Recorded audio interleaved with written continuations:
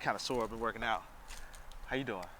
Look at you with your shirt all nice and undone, and got your hair back. I think I try and look good for the people.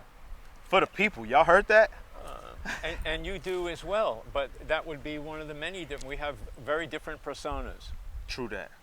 Right? True Facts. that. Facts. Facts. What's up, man? How you doing? How you been? I'm fine. I'm doing okay. Welcome to the week. Yeah, to the week that is, yeah, as opposed to the week that was. Facts. Week that is the week that was. Yeah. Couldn't ride my motorcycle yesterday because it was kind of like rainy down in La Hui. Damn. Yeah, it's completely. But you rode in the rain before. But I don't start out riding in the rain. Just it was like, why do you want? It's like you want to walk through. You're going to go out of your way to walk through a mud puddle. Okay. Okay. So you can walk around it. Yeah. So knowingly going out to get absolutely soaked to my ass. It's like, now let me think about that. Yeah, now I'll pass. Yeah, you know what I mean? It's like I love riding my motorcycle, but there's boundaries and limits to everything. I suppose love has limits as well. Okay. So anyway, I'm fine. Hey, if this is your first time watching this show, Foster and Feinstein, make sure you like, you share, you subscribe this. We're trying to grow our audience and grow our viewership, and we need you to make that happen. So appreciate you. Yeah. The more the merrier. We're gonna keep doing what we do. Yeah. For all of you. There you go. Let's get to the show where we started from the top. Yo, what's up, man? It's your boy Foster Feinstein. Hey, we're back with another weekly show that me and Mr. Feinstein do. We talk about everything and anything, it doesn't matter. We just give our perspectives, and we'd like to hear your feedback on what you think. And if you got any questions for us, let us know. We'll leave some links in the bio so you can reach us with their email, Instagram. Speaking of Instagram, dun. Oh, you want to do that? We can do whatever. We can do that. We can do whatever. We can do, because yeah, I think so. Because the other thing with Columbus and right, that could run. That's like almost like a bottomless pit. Roger that. Okay. You know what I mean? Let's start with the juicy stuff. Yeah. So. How many people watching this was affected by today's blackout, I would call it, of Facebook and Instagram? It was global. It was global. Global. How many people you think that is? Did they say? Did they give a number? No, I'm sure it'll come out. I mean, Facebook itself has over several billion. Wow. People. Wow. Watchers, whatever you want users. to call it. Yeah. Us, we digits. That's what we are. We're users to their shit, man. Can you imagine how many people have withdrawals waking up this morning, scrolling through and not being able to do what they do? Really thinking, right? So, there's something wrong with my computer, but it was on the news pretty quick. Okay. See, I don't watch the news, so I wouldn't know. Well, it was, because I use my computer that's basically how for better or worse, how I connect with the world. Okay. I use my computer too, but for different purposes. Yeah, no, I know. Dude. You're running your, whatever business you may be up, or certainly your music. Yeah. And so it's a kind of a tighter focus. It's facts. Mine is just like wide open to the world. Yeah. So speaking of that, give us some insight then about why do you think something like that happened, and do you think it was on purpose? Because everybody's strategically going down at a certain time worldwide. Is that sending us a signal, or is that just like some random, made up? What really certainly precipitated the conspiracy kind of thing. Okay. God, I've forgotten her last name. Hogan, H-A-U. A woman was on 60 Minutes last night, and as it turns out, she came forward and was and is the whistleblower. I don't like that they give people those names, whistleblowers, when they tell the truth. Well, referees, blow the whistle, and supposedly referees got it right. Okay. Right? Yeah. So I have a feeling that's kind of where it came from. I don't know. Okay. Interesting. I'm not. But because when you blow the whistle, it's like, all right, time out. It's just a phrase. Because think about everybody that you consider a whistleblower. Like, in most people's eyes, they're like the evil villain. Oh no, it has certainly bad connotations, and I would certainly say one of the reasons why, okay, is because a lot of these the whistleblowers have blown the government's whistle. You don't blow the government's whistle. Okay, baby. so I'm thinking like, oh, Toot, toot. Daniel Ellsberg, the Vietnam Papers. Right. God, they went after that son of a bitch. Right. And where Edward Snowden. Yeah. Same Snowden's shit. like he blew it open, and they went after him. Yep. And then I wouldn't call it my favorite because it makes it sound positive. Julian Assange. Julian Assange is like, Yeah. I try and follow it as best I can. Holy crap. It ain't right. No. But I mean, you got to think too. It's like, because at the end of the day, we're supposed to have our freedoms to choose if you want to do whatever it is you want to do in your life. And there's like certain rules to the law, even if you tell the truth about certain things. Like, it's against protocol, it's against the things, and like, I don't know. I feel sorry for everybody who's told the truth and got in trouble because of it, especially during this pandemic too. But let's get back to Facebook and Instagram, Yeah. because I can go on a million miles an hour about that shit. You know, and the thing to me is when when you're dealing with the idea of freedom, Right. it's like you can never stop talking about It's a can of worms. It's not kind of it's an infinite concept. What is free? What is being free? Oh my True. God! So anyhow, True. so on 60 Minutes last night, this woman came forward, shared a lot of internal memos, and she really handled herself very well. I mean, she's a really bright person. Okay. Who's got a great background. She worked in Google and I think Pinterest, and then was working at Facebook. Okay. And she was in kind of a department called like a civic issue something or other, and that's where they would oversee content. Okay. Too political, untrue. Okay. And what became abundantly clear to her is that the bottom line was the only line that Facebook drew in the sand. So if something was deemed to be profitable, they would encourage it. Okay? So something that's profitable was, I can think of all of the stuff that got thrown around right around the January 6th. Yeah, like selling information, Right? or like privacy things, like changing privacy laws without telling people. Oh my God! It just it totally blew up. So anyway, back to this person. She basically, I mean, she had memos. She copied thousands of memos from Facebook. Okay, so we're talking. She didn't like blow the whistle. She blew the band.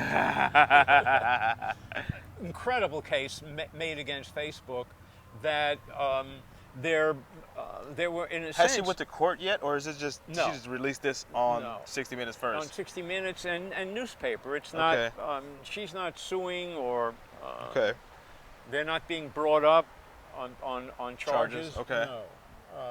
But she made it. I mean, it was so clear that the only thing Facebook cared about was getting eyeballs.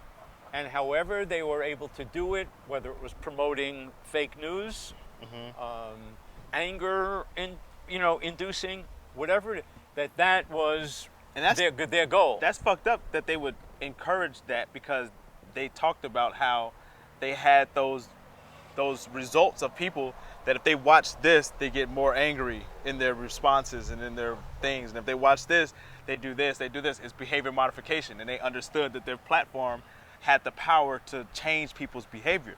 And with that, knowing that you have that power to then use it to be profitable on top of that, because you're going to be betting on yourself.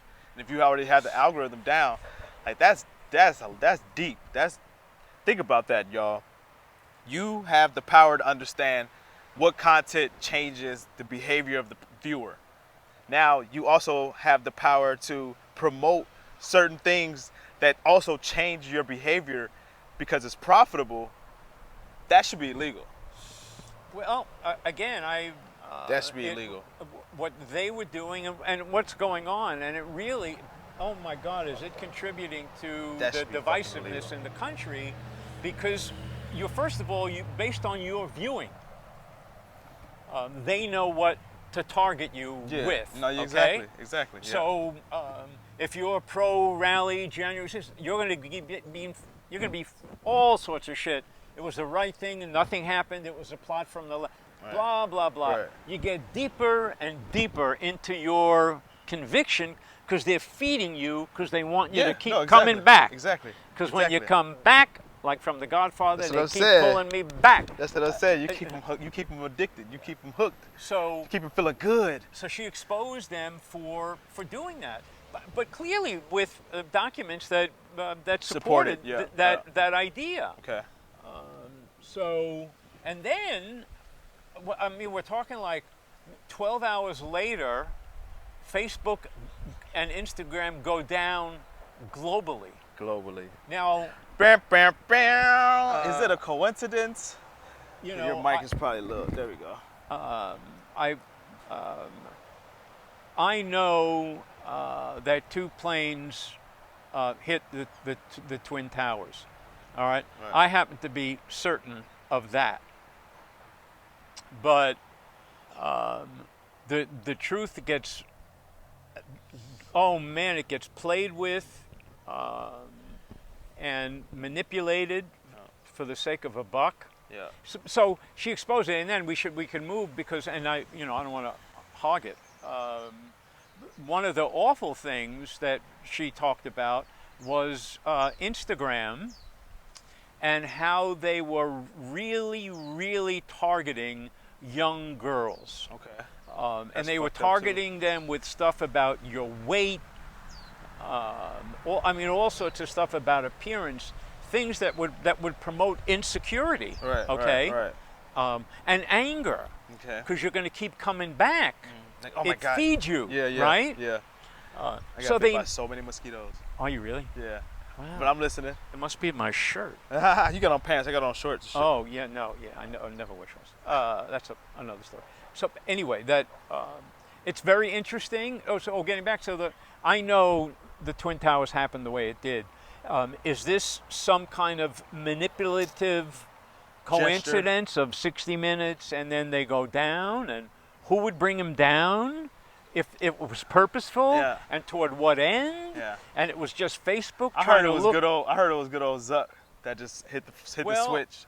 You know, it could conceivably, in a way, it almost makes Facebook seem a little bit more vulnerable. Yeah. Right? Yeah. Because they're like all powerful. Fuck, man, they don't fucking go down. Right. You whack, you want a friend, bingo. Yeah. Right?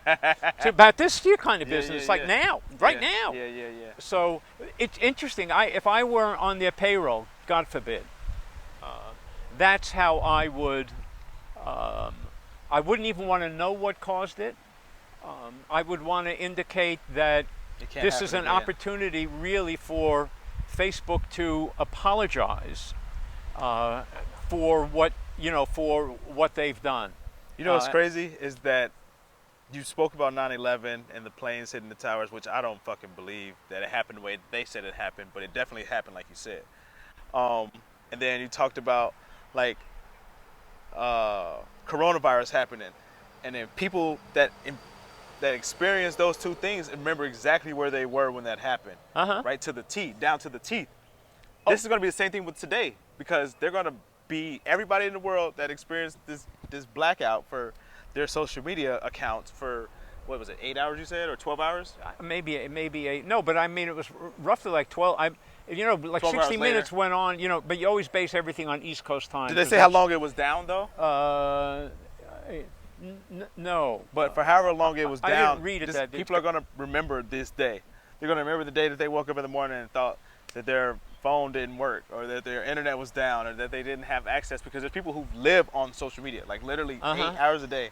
Now, keep in mind, these are the entities that sling bullshit. Oh, 100%. Okay? Yeah. So it's going to be very interesting to see what kind of bullshit gets slung. As if you're going to trust Zuckerberg to be truthful. Right. So it's this kind of a thing, 60 minutes and then the outage, it's perfect for people who are of a conspiratorial mindset. That's true. Whether it is or not, it's the fuck, perfect man, storm. I don't know. You know, you can never exclude the boogeyman who's just out there doing shit. Tooth Fairy be dropping gems and shit. Yeah, without like not looking. Oh, let me see what time it is. I'm going to screw up Facebook because just fucking do it. Yeah. I don't know. All right. I really don't. Anyway, So then let's transition into. We talked about cryptocurrency being here to stay last time, right? Like, yes. But we didn't necessarily talk about NFTs. We got just. I don't know why I always end up being the one to ask. Do you have an idea of time? Do I have an idea of time? Yes. We're Not good. now, but how long we've been at this. Yep, exactly. I did. I started. I knew exactly. Because I could, doing this thing. All day. It would be, oh shit, it's getting dark. I think we've been on too long. By that time, I would need like a break, of fresh water. Yeah. Wet the whistle. Yeah, well then we have to stop because it gives me so much energy. Yeah. That it's like, yeah, fine, what? You want? Yeah, I got another. Anyway. It's life breathing for sure, and we're doing our life's work by speaking on the times in which we're living our life and putting it on the ether web for everybody else to see. Yeah, I think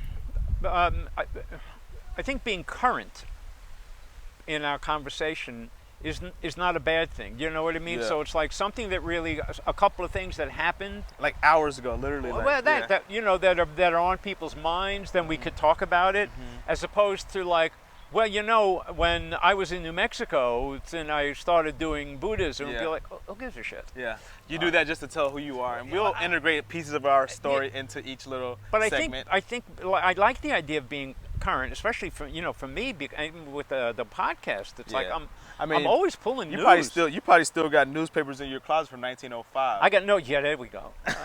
No, actually, I have the news that was carved in stone. Damn, that's the emerald tablets. And worth money. Whoa, a whole lot of money. Worth big money. Don't tell nobody where you got those things stored at, because I know it's in a climate controlled cellar with a vault door. Yeah, I don't have anything.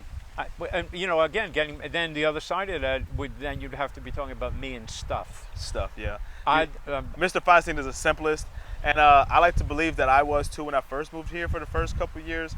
But since it's been about 8 years of change, I've acquired a few things, and I'm not such a simplest anymore. I have like 6 cars. This was one thing. It's crazy, but that's the difference between me and him, is that the simple life that he lives is the life that I dream of. I'm just not there yet. I'm gonna declutter a little bit, and I'm gonna get to that point. Yeah, no, I don't. Where you are is, certainly is where you are, and the idea is to really, like it. Right. Plus, no I'm mid-30s. You're mid-hundreds. You know what I mean? Yeah, sure. Yeah, mid-hundreds. Yeah, that's right. 150. Boy, would I be on Facebook. And I would have done GoFundMe. Did you see the oldest person just died that they weren't even in the Guinness Book of World Records? They were off in some island that they lived in. No. They were like 127. Really? Yeah. Yeah, where'd you read it though? I don't know. You probably read it on Instagram. I probably read it on Instagram. And they were selling yogurt. Hey, so then you know that Instagram, TikTok, and YouTube are going to be selling NFTs as well. That are things that are going to be like moments that went viral, or moments in time. Like probably like this thing going out, they're probably going to create some type of video talking about that. And when the video is created, when the video is created, they're going to NFT it so that a person can have the rights to that actual video, or the rights to that viral moment, or the rights to that moment in history. And it's going to be, you can sell it forever because it's going to be on the blockchain with the address and like a Q code for the rest of his life. It's a little bit fucked up because I guess it's no different than a newspaper, but you're essentially selling news. Yeah, the rarity of the news. Yeah.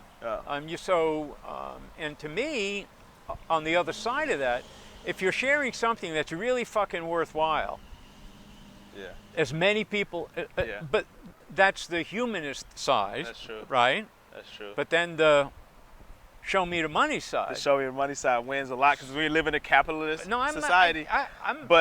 So the NFT. The reason I switched to the NFTs is because I made a little bit of money off Bitcoin and Ethereum for the last like week or so, riding the wave back up. I got in at 39,000 for when Bitcoin, and I got in Ethereum at like 2,700, and they're sitting right at around 50,000 and like 3,400. And so what I was doing is taking my profit from the top, skimming off the money, because you know if I make this amount, I'll take half of that money that I made and I put it in something else. So I'm buying NFTs because my thinking is that NFTs prices are going to rise because the money that you need to buy it is Ethereum. And if Ethereum rises, now say you bought an NFT that costs 0.5 Ethereum for $1,500 today. Next year, when Ethereum is $15,000 per coin, that same digital art that you bought is automatically worth more. It's like deflationary. Yeah. Did you understand that concept? Oh yeah, sure. Okay. I got it totally. You know, if I was writing a science fiction book, I would write about this idea of this kind of invisible currency that's going around, and it's its own world.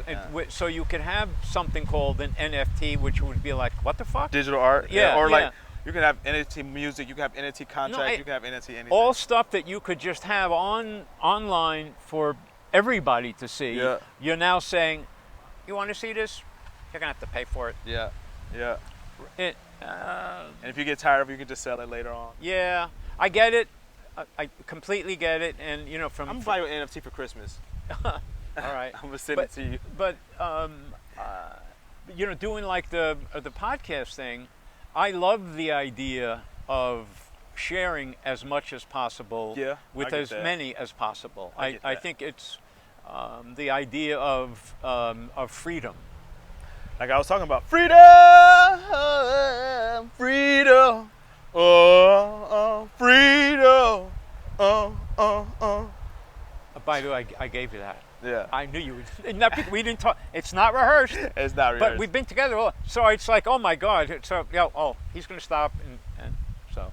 So, with that being said, if you do invest in NFTs, be careful though that you do your research and your due diligence, because there's a lot of NFTs that are worth crap, and you'll spend your money and it won't be worth anything. We're sitting there with a dumbass picture of a squiggly line. But if you do your research and you get behind certain projects that are like, 9,000 copies only, and once they get a certain amount, they're going to start a video game. And if you have one of these tokens that you bought in the beginning, you're going to be the only one that can play this video game. And in that video game, you can earn cryptocurrency. So make sure you do your research and figure out which projects are going to be actually around for a while. Yeah, this is hard for me, man. And not the ones. I'm turning into a fucking, one of these, cryptocurrency gurus. These freaking digital currency enthusiasts over here.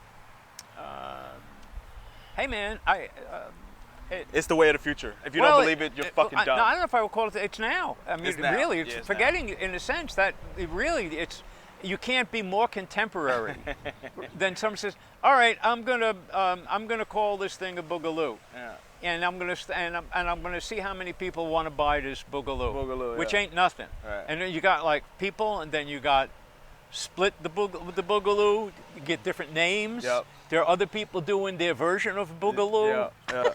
No, it's just like that. But what it does is it gives the artists the connectiveness of the world versus having to go out and sell your Rembrandt painting at an auction for sitting in front of a certain class of people who goes to classical art auctions. Okay, I think I would draw a line between art and kind of information, or news. Art to me is it's a great way for art.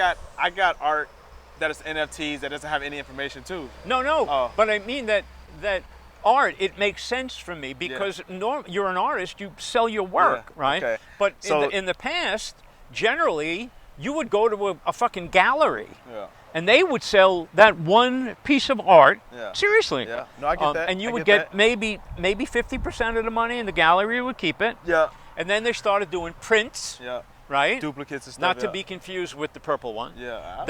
Which you can't confuse him with anybody. But so then they started doing limited edition prints that was signed and numbered, it's right? An evolution of the art game right here. And you really could say the same with books, because once the publishing companies got together and really put a stranglehold on what could get published, Yeah. well, bingo, Amazon, Kindle, all these. yeah. And if you're smart, or you have smart people around you, Yeah. and you have a book or anything, you can make money. You Yep. can make just a fine living. I showed Lexi how to upload her mushroom art to the NFT world, so she can start selling her NFT, her mushrooms and make money. Yeah, they're great looking. It's very cool. Yeah, it's trippy, man. Shout out Lexi. But think about this. I want you guys, anybody that's watching this, and you to think about me and think about my voice when you're standing in line at the DMV, and you're not standing in line at the DMV. You're somewhere else, and you're getting your car registration. And your car registration is being uploaded and transcribed through the blockchain, and it's an NFT contract that you have to sign in order to get your new registration on your car. It's going to be all paperless, all touchless, all contactless. That's very cool. I like that. No, I like That's that. what I'm saying. No, that would be like, again, like the DMV. Yeah. So instead of, you don't have it, you pay $99. How do you think those Amazon stores, when you go into them and you can buy stuff, you don't have to swipe anything, you don't have to buy anything. Everything you put in your cart, that cart is attached to you and your Amazon account. So whatever's in that cart is going to get charged to your account if you leave that store. You don't need any security. All you need is cameras and the little apparatuses to know. Well, with Amazon, I mean, my credit card, my information's on file. Exactly. But so have you heard of the Amazon stores? Where you're in, not like the ones online. Oh, no. Where you can go shopping, physically shopping. I've heard the name, and I read very little about it. It's actually a store. Yeah, they got stores. They got stores where like you go in and it's just, they got like these interactive carts that you sign into because it's your account, your Amazon account. You can go buy stuff like groceries and like just items, food, clothes, whatever. And as you walk out, it scans the thing, your boogie, and it tells everything that you got in, and it just charges to your account and you leave. Yeah, and I used to bag groceries. My first job was bagging groceries, but that's crazy to me to think that. The future is coming. And then I know we've talked about before, when we talk about like climate or something, I think there are big changes going forward, which, some of are natural because they're climate related. Yeah. But then others are things like, NFTs. Right. And a different way of transacting. Exactly. It's going to be a way to transact with, and then securely, because everybody has their own personal address and their own personal thing that you got to use, like retina scan and freaking, so your passport that you got to, when you log in, is super secure. So your account is yours. If you get hacked, that's because somebody knew everything about you. You know what I mean? They've been watching you. They screen recorded all, like the lady did for Facebook. Well, that possibility, not even say it's what they've done. That's what they've done. So in a sense, what you're saying is you're making it, now you're really making it easy for them. You're saying, here's everything about me, right? Well, I know, because it's for Amazon. Remember when the U.S. Department of Defense got hacked about 10 years ago? Said I was a part of that hacking, and I guess it was rooted in China or somewhere over there, overseas. And all of our information, the one that's like top secret, got hacked and got given over to a certain entity. I'm not gonna say who because we wasn't sure. It was just, I think, speculation. Right. But and that's supposed to be one of the Department of Defense. So if they can get it there, they can get it anywhere. But you just got to secure yourself and like mitigate your risk, I would say. So, but that's what cryptocurrency allows you to do, because you can have 17 different wallets. You can spread all of your chips across 17 different platforms, and then all of a sudden, if you get hacked, that's not all your shit.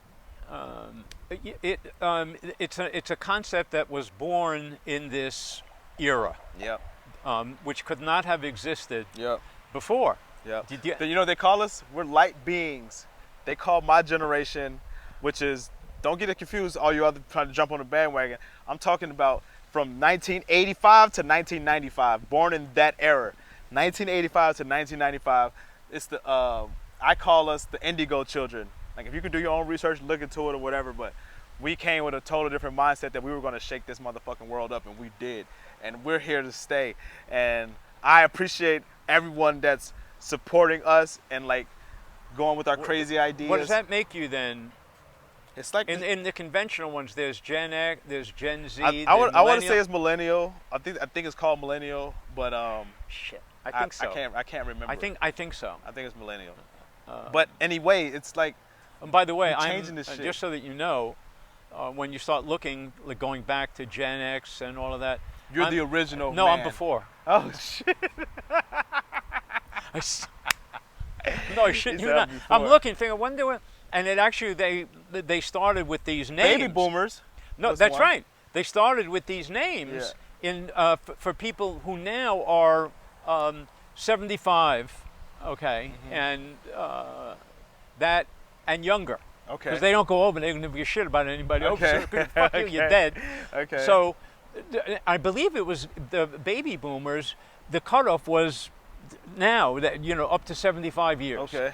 So I'm right over. They don't have a name. They That's don't have a what he name meant. for me. That's what's up. That's what's up. And we meet here to transition everything that we bring together from all generations, dog, and talk about anything under the sun. And literally, we're under the sun. We're outside enjoying the fresh air, baby. Now it's been about a wrap. But go ahead. What you want to say? It is no. Then maybe I'll remember because it doesn't need to be like date sensitive. I love the idea of talking about today's Columbus Day. Yeah. But when you see it, it won't be because it's Monday the 4th. Right. It's Columbus Day, and an interesting conversation, which will also be very contemporary as well. I like that. I like that idea. Maybe we'll see. Okay. I'll remember. I'll ask my guy. Yeah, that's the guy. You gotta ask the guy. So we're there. Where are we at? Because God, it's been a ball, man. Yeah. It's gone so quick. No, time flies. We having fun, baby. You heard? But so, hey, thank you, man. If you reached it to the end, you stay with us all the way to the end of this video. Go ahead, make sure if you haven't already, you give us a like, a share, and if you haven't subscribed to our channel, we really would appreciate it. We're trying to reach 1,000 subscribers, and when we hit 1,000, I think we're gonna make a video of how Larry keeps his hair so luxurious. God, baby. It ain't me. Like to quote the wonderful poet and poetess Sonny and Cher, it ain't me, babe. Okay. It ain't me, babe. All right, man. I love it. Peace and love, y'all. Y'all be easy. Peace and love. God bless you.